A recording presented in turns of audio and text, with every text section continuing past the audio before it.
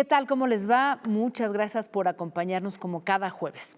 Hoy vamos a poner en la mesa de debate el tema del periodismo como uno de los oficios que en estos tiempos se encuentra en riesgo y con ello, pues como ya es común señalarlo, en riesgo también la libertad de expresión.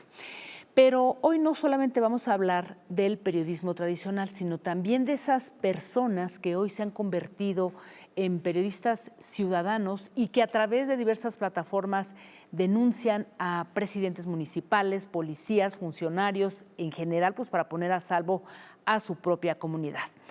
Sin duda un tema complejo, pero importantísimo abrir la discusión, porque ciertamente vivimos un momento en el que esta nueva forma de ejercer el periodismo se encuentra más que nunca en riesgo.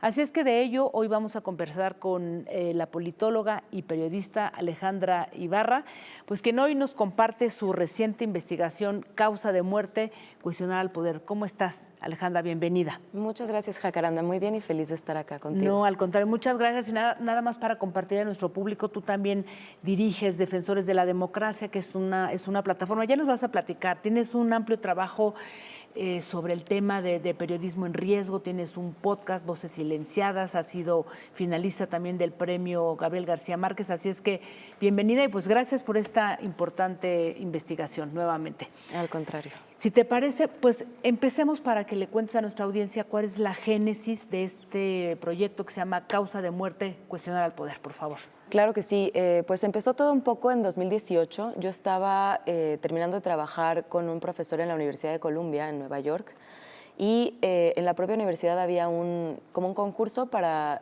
solicitar financiamiento para proyectos de innovación de medios y periodismo. Entonces, yo tenía tiempo ya con mucha curiosidad con respecto a por qué México es tan peligroso para el periodismo, siendo que somos una democracia, que no hay como una línea de un dictador que tiene una ley o una agenda para silenciar a la prensa, pero aún así encontramos casos aislados e independientes entre ellos, pero de muchos periodistas asesinados, ¿no?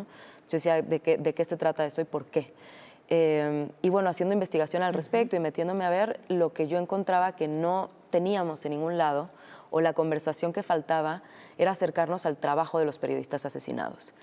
Y mucho de lo que pasaba, y sobre todo en Estados Unidos, pero yo creo que también acá, era que la gente suponía, ¿no? Decía, bueno, en México matan periodistas porque investigan al narcotráfico. Y yo decía, ¿sí? O sea, sí es ese solo el periodismo investigativo, solo el periodismo que busca estas pruebas irrefutables de desviación de fondos o una cosa así, o cuál es, ¿no? Entonces ahí empiezo a recabar y a recolectar los trabajos de periodistas asesinados.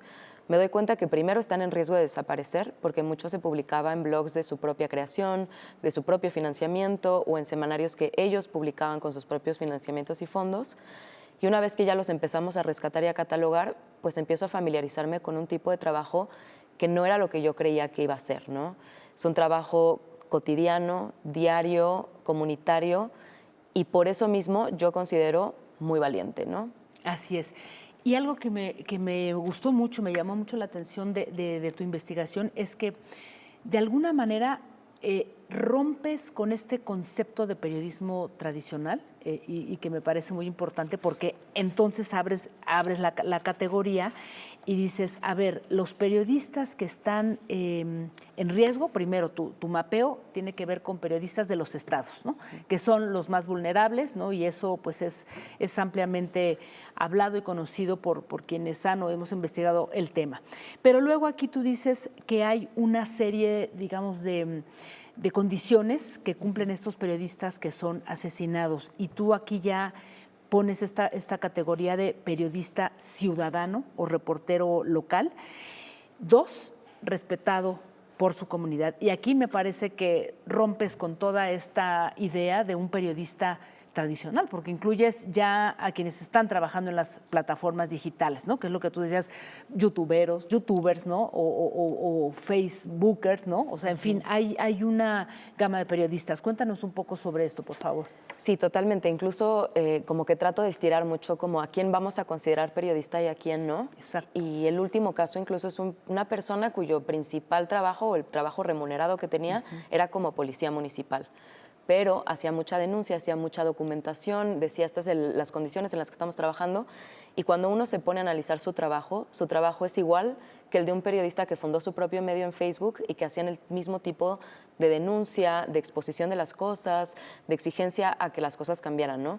Entonces sí, pues sobre todo yo diría que son periodistas que fundan sus propios medios, que dirigen sus propios medios, que financian sus propios medios, y esto les confiere, por un lado, muchísima libertad para publicar lo que quieran e incluso a veces en el tono que quieran, y creo que eso lo podemos ver muy claro en el caso de Javier Valdés, en el capítulo donde abordo su caso, pero también son o terminan siendo periodistas que de cierta manera están bastante solos, ¿no? O sea, no tienen un medio de comunicación que los respalda o una compañía que les puede mandar en todo caso recursos o protección o incluso sacarlos del lugar donde están, sino que a veces tienen otro trabajo y ellos mismos hacen el periodismo como su pasatiempo por mera vocación, ¿no? Entonces también, pues en ese sentido están mucho más expuestos. Aquí encontraríamos ya como este concepto, ¿no? que tanto se cuestiona, el del periodismo independiente de alguna manera, porque no forma parte de los grandes corporativos y son los periodistas que de alguna manera son los más vulnerables, pero eso rompe todo el panorama tradicional, ¿no? que teníamos. Totalmente. Incluso yo creo que una de las cosas que vale la pena empezar a platicar y discutir, y ojalá este libro sirva también para tener esas conversaciones, es qué tanto vamos a categorizar a la gente en ¿era periodista o era activista? O tenía un trabajo como taxista, ¿no? Y creo que esas categorías de repente que parecieran o es una o es la otra, nos alejan de entender el problema.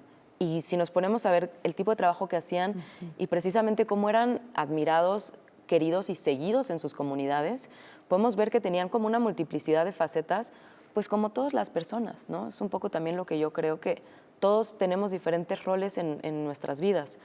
Entonces sí, creo que era gente que también invitaba mucho a la participación. Oigan, está pasando esto, ¿a ustedes también les pasa? Manden sus denuncias, ¿no? O estas dos personas están disputando el liderazgo del cártel, ¿ustedes qué opinan? ¿A cuál les gustaría que fuera él? ¿Creen que puede ser? Entonces creo que también era gente que convocaba mucho a que la ciudadanía se involucrara. Y parte de lo que es trágico de sus homicidios, además de la pérdida de la persona en sí misma y de su trabajo, pues es este silenciamiento también comunitario y un poco de decir, pues mejor no participo, ¿no? Así es. Y yo creo que es interesante, Alejandra, en este momento en el que la gente, la sociedad ha depositado su interés, ¿no? Por diferentes razones, por el propio contexto político que vivimos, ha depositado la mirada por fin, por primera vez, en el tema de los periodistas amenazados o asesinados, ¿no? Pero todavía está, insisto en eso porque me parece muy importante, todavía está concentrada en aquellos quienes se piensa que son o los que están frente a un medio de comunicación dando noticias, o los que escriben en un periódico, o los columnistas, o los que están en Twitter ahí diciendo una cosa y la otra y defendiendo. Y aquí eso me parece que es muy importante y además agregas un elemento a tu investigación que tiene que ver con, son periodistas que toman postura. O sea, que el tema de la objetividad la vuelves a poner en cuestionamiento. Sí, y eso es un gran tema a discusión, ¿no? O sea, yo es algo que creo que vale también mucho la pena que platiquemos. Con respecto a la primera parte de esto que comentas, creo que uno de los casos quizás que es un mejor ejemplo de eso es el caso de las dos periodistas Triqui, que tenían su radio comunitaria en San Juan Copala, que lo tocamos en la segunda temporada del podcast Voces Silenciadas. Así es. Y cuando nos metimos a hacer la investigación, una de las cosas que nos decían era, cuando primero las asesinan, como los grandes medios o incluso las autoridades, en ese entonces la Procuraduría General de la República, dicen, no eran periodistas, ¿no? No eran porque no trabajaban para un medio reconocido, para un medio nacional, no eran porque no tenían un título universitario de comunicación o periodismo, y entonces como que empiezas a decir, pues entonces, ¿quién sí es periodista, no? Y justamente pues la definición más liberal o más abierta o más progresista de quién es periodista es quien quiera que publique sobre la realidad de lo que está pasando, ¿no? Y yo creo que esa es realmente la que refleja la realidad, ¿no? Y que contribuye a la participación de su comunidad, ¿no? También Exacto. Que eso es algo que tú pones sobre la mesa. Exacto, ¿no? Que invita a decir, bueno, a ver, y tiene mucho que ver con la parte de tomar postura, ¿no? Leí mucho a una académica que se llama Last Mojo, que la cito ahí al principio de algunos capítulos, que ella hace análisis de periodismo local en África, y la manera en la que describe el periodismo local me parece muy, muy clara y muy útil.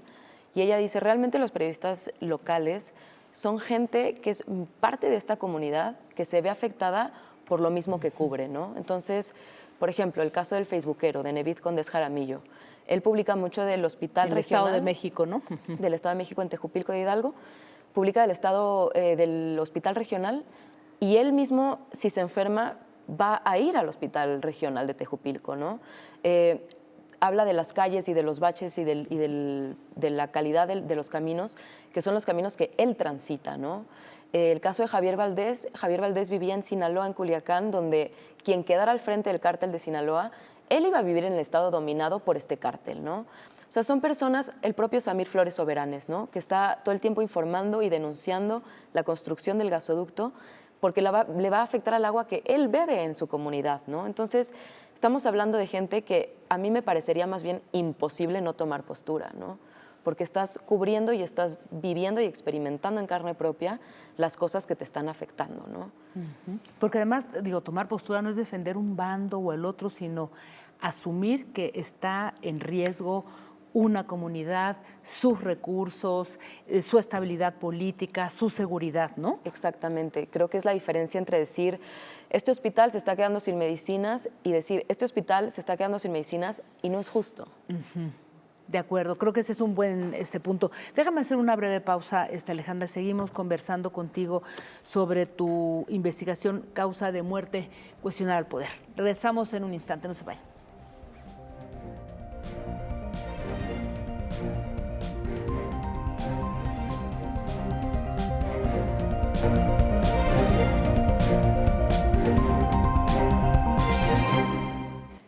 Seguimos conversando sobre el tema del periodismo en un sentido muy amplio que se encuentra en esos momentos en riesgo por denunciar y por cuestionar al poder. Alejandra, hace un instante decías algo que me parece muy importante. Hablabas de las dos mujeres triquis que fueron asesinadas, estaban en una radio comunitaria, también el caso de Samir Flores. ¿Dónde está la línea entre, digamos, el liderazgo, o sea, todos estos activistas, defensores de la tierra, de los recursos naturales, y un periodista tradicional, llamémosle? Porque aquí tú ya estás incorporando también esta posibilidad, ¿no?, de análisis. Totalmente, creo que es una línea difusa, ¿no? Creo que sí son categorías que de repente se mezclan, se combinan, se estiran, ¿no? A veces un poco más de un lado, a veces más del otro. Creo que hay, por ejemplo, los periodistas independientes que comentábamos, ¿no? Periodistas ciudadanos que usan sus redes sociales, que fundan sus propios blogs, tienen una manera de informar o una labor muy parecida a la de las radios comunitarias, ¿no? Que se crean en principio para poder tener un diálogo o un discurso que no sea el oficial o estatal o el de los grandes medios, ¿no? Y creo que la distinción sí está mucho en esta libertad de poder plantear los temas, de tomar postura en ellos, de denunciar, de disentir con el poder, que a veces pues difiere de los medios quizás más grandes, más establecidos, que tienen tal vez otros compromisos con publicidad oficial, con compromisos corporativos, con otras líneas editoriales, ¿no? Entonces, creo que por ahí está la distinción y está como libertad de disentir sobre todo, ¿no? Así es. Otro elemento que agregas me parece también importante, el tema del género. Tú dices que, y los casos que tú pones sobre la mesa son casos de hombres, porque efectivamente la mayoría de periodistas asesinados son hombres, ¿no? ¿Qué pasa ahí en ese sentido? ¿Son mujeres? ¿Qué pasa con las mujeres, por ejemplo, las que dirigen radios comunitarias o defensoras de la tierra? Totalmente. Ese fue un tema que desde el principio yo decía, tengo que entender bien qué papel o qué rol juega acá el género, porque bueno, vivimos en un país, en un mundo, pero en un país machista, sí, donde hay mucha violencia de género, donde hay mucha misoginia. Yo decía, ¿qué está pasando en el caso de los homicidios a periodistas? Que el 91% me parece son hombres, ¿no? ¿Quiénes fueron las mujeres que murieron asesinadas siendo periodistas? ¿Y qué pasa con el resto, no? Y un poco a la conclusión que yo llego es, que las voces, precisamente lo que yo planteo es que a los hombres periodistas que asesinan es porque tienen una voz respetada, porque la comunidad los admira, los sigue, y esa voz cuestiona, disiente del poder y reta la narrativa del alcalde, del cacique, del capo, ¿no? Y lo que pasa muchas veces en las comunidades, precisamente por el machismo, es que las voces de las mujeres no son tomadas de manera tan seria o tan en cuenta o no son consideradas un riesgo porque es la voz de una mujer. Y los casos donde sí han asesinado mujeres, irónicamente, desde mi perspectiva, es que había menos machismo, eran consideradas iguales, igual de importantes, igual de riesgosas, igual de incómodas que la voz de un hombre líder al que la comunidad seguía. Así es, y de alguna manera se abre una posibilidad, pues como más antropológica, no más de ir hacia el tema cultural, en el que lo que tú planteas aquí es que no solamente se le mata a un periodista por el hecho de silenciarlo, ¿no? Sino por todo lo que representa culturalmente, y es como pues, casi un ajuste de cuentas pues entre hombres, ¿no? Totalmente, y como si nos vamos un poquito también como a la historia periodística del país, donde por mucho tiempo se hizo como esta práctica de simplemente publicar lo que se decía por los funcionarios o pues sí, como ser muy reproductores del discurso oficial. Lo que sucede, yo creo, es que para mucha gente que está en puestos como funcionarios públicos o del poder, de repente sienten como, ¿qué está haciendo este tipo, no? O sea, ¿qué está haciendo esta gente cuando lo que debería de estar haciendo es replicar mi mensaje? Entonces sí hay como esta cierta sensación como de castigo o de recordarles su lugar, un poco es la sensación que a mí me da leyendo sus trabajos y viendo la consecuencia después de leer el tono y de leer el trabajo de los periodistas, sí pareciera que no es para ocultar un pedazo de información o para prevenir que salga algo a la luz, sino para castigar el hecho de que se haya atrevido, ¿no? Para castigar esa osadía. Qué fuerte. Sí, es una de las cosas que me parecían muy interesantes. Y algo más, Alejandra, algo que agregas tú, y bueno, que quizá no es nuevo porque la propia organización Artículo 19 tiene muchísimos años insistiendo en que cuando se habla de periodistas amenazados o asesinados inmediatamente fue el crimen organizado, ¿no? Y entonces lo más interesante es que vamos descubriendo que no, que en primer lugar tienes políticos, funcionarios, integrantes de partidos políticos y casi hasta el final a narcotraficantes, ¿no? Totalmente, sí, creo que eso es bien importante y creo que entre más discutamos eso y lo pongamos sobre la mesa, más nos podremos acercar a mejores políticas de prevención, porque de nada sirve estar tratando de prevenir algo que no estamos entendiendo bien, ¿no? Y justamente ahí menciono dos casos que no son de los principales 4, pero menciono el caso de Moisés Sánchez Cerezo y el de María Elena Ferral en Veracruz, donde los presuntos autores intelectuales, es decir, quienes se considera que probablemente ordenaron los homicidios, son funcionarios públicos, ¿no? Son el alcalde y un político local de la zona de Poza Rica. Están prófugos, no los han encontrado, hay una orden para arrestarlos, pero a quienes sí se procesa en este país, sí se les encuentra, sí se enjuicia cuando se les encuentra y sí se sentencia, es a los autores materiales, a la gente que jaló el gatillo, a la gente que físicamente cometió el homicidio, y ellos sí suelen ser partes o miembros de células del crimen organizado o de grupos delincuenciales. Pero ¿quién dio la orden? Y creo que mientras no resolvamos eso y mientras no tengamos esa parte de verdad en el proceso de justicia, pues no podremos acercarnos a prevenirlo, ¿no? Porque estamos solamente atendiendo una parte y no la parte, para mí, primordial, que es el por qué. Y además, ese por qué queda oculto porque pues, no se resuelven, como tú bien dices, los casos, los autores intelectuales están libres, ¿no?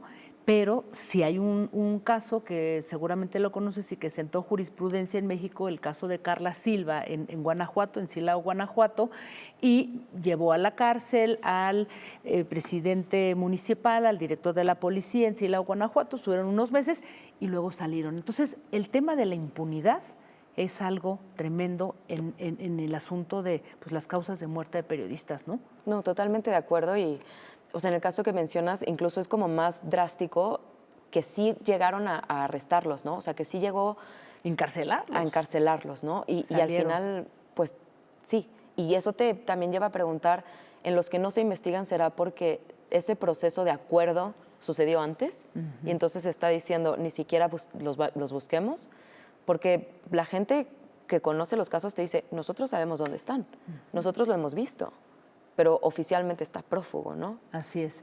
Y también algo de lo que hablas en uno de los capítulos de tu libro tiene que ver con de esos escenarios que tú llamas como de inestabilidad, en donde hay más posibilidades de muertes y de amenazas a periodistas, y son los periodos electorales. ¿Cómo es eso? Sí, bueno, lo planteo como periodos de inestabilidad Sí. en el poder y creo que estos pueden tener como varias formas, ¿no? Digo, porque estamos en un periodo electoral Claro. adelantado, pero estamos en un periodo electoral, ¿no? Totalmente. Uno puede ser justo el periodo electoral y no necesariamente el día de las elecciones, ¿no? O sea, no es necesariamente que el día que todos vamos a votar es cuando aumenta esta probabilidad de riesgo, sino cuando se está determinando a veces quién va a ser el candidato o la candidata. O cuando ya está la candidatura, pero está en pre-campaña. O cuando está la campaña, digamos, cuando están como todo, cuando es inestable quién va a quedar en el poder, es cuando yo sostengo que aumenta el riesgo. Y eso también, digamos, eso es en cuestiones electorales, ¿no? Pero, por ejemplo, en el caso de Javier Valdés, planteo que la inestabilidad se dio cuando extraditan al Chapo y entonces es quién se va a quedar al mando del cártel de Sinaloa.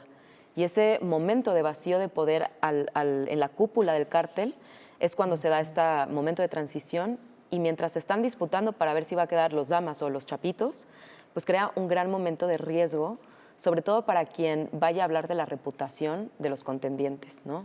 Y creo que ahí se parece mucho también con los políticos. Y cuando se están buscando quedar en el poder, el periodista que escribe o que habla o que denuncia la reputación de quien está intentando quedar es cuando está muy en riesgo, ¿no? Así es.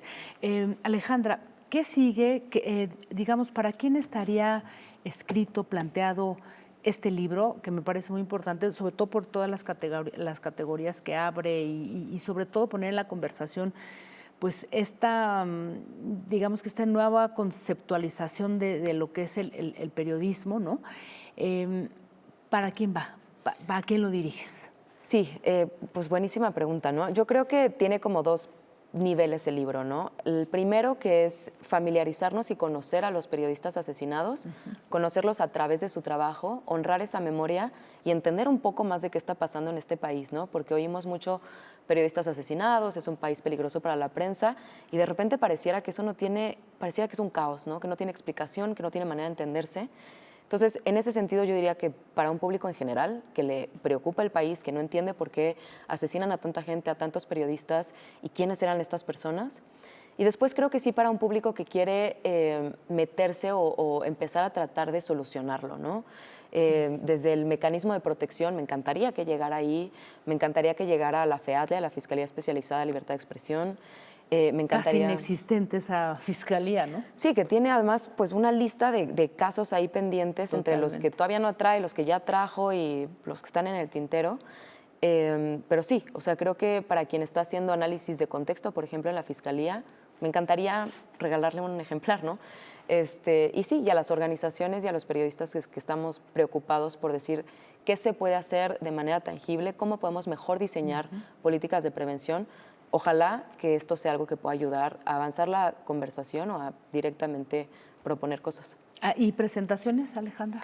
Vamos a presentarlo el 7 de septiembre en Porrúa, en Reforma 222, y posiblemente a finales de septiembre también en el ITAM. De acuerdo. Por lo pronto esas son. Pues muchas gracias, enhorabuena por esta investigación y pues muy agradecida de que estés aquí con nosotras y compartiendo todos los avances, y también recordar a la gente que tienes un trabajo interesante, muy amplio, el podcast y también Defensores de la Democracia, ¿no? Que es una plataforma web donde tienes ahí contenidos muchísimas pues casos, es una investigación muy amplia, ¿no? Muchísimas gracias. Sí, tenemos ahí el archivo, es público, ahí se puede consultar directamente para quien tenga curiosidad de leer a más colegas. ¿Qué es? ¿Cómo la página Defensores? Es defensoresdelademocracia.mx. Ahí está el archivo, el podcast Voces Silenciadas.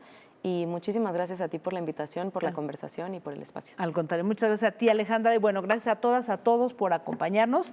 Recuerden que el programa se queda ahora mismo transmitiéndose en YouTube, en Twitter también y en Facebook. Y pues bueno, nos vemos el próximo jueves. Hasta entonces.